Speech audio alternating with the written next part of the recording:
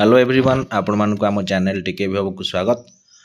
तो आपण माने जानी पड़थिबे वर्तमान रो ग्रीष्म प्रवाह को भली भाव दिन को दिन बढ़ी चली। तो से ग्रीष्म प्रवाह वृद्धि जोगु सरकार निष्पत्ति नहीं।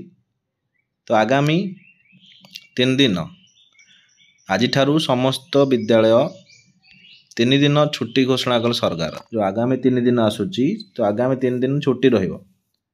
तो से रिलेटेड लेटर आसी जाइए जोटा कि INPR डिपार्टमेंट तरफ इश्यू कराई। तो आपण माने फास्ट टाइम जदि चैनल व्यू कर चैनल को सब्सक्राइब कर दिंतु आ बेल आइकन क्लिक कर दिंतु। आपण माने देखुंत सब्सक्राइब करना जो कि आपण माने जिते नुआ वीडियो अपलोड होते पाइबार लेट हो। तो जल्दी पाइबापी सब्सक्राइब करते नोटिफिकेशन प्रथमे जाए आप पहुँची जीव। तो डेरी नक देखी नवा लेटर रे कौन लिखाई।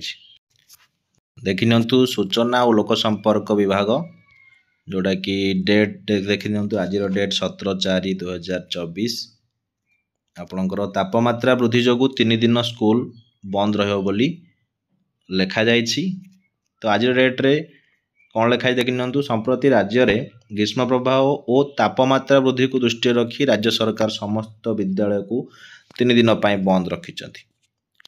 चलित अप्रैल 18 रु 20 तारीख पर्यंत समस्त सरकारी अनुदान प्राप्त एवं बेसरकारी विद्यालय गुड़ी को बंद रखा को निष्पत्ति नि। कारण आप जानी पड़े जिते विद्यालय छुट्टी होती पिला मानू खरारे जीवाई असुविधा होची। तो वर्तमान भी तापमात्रा बढ़ी चलती से ये निष्पत्ति नि।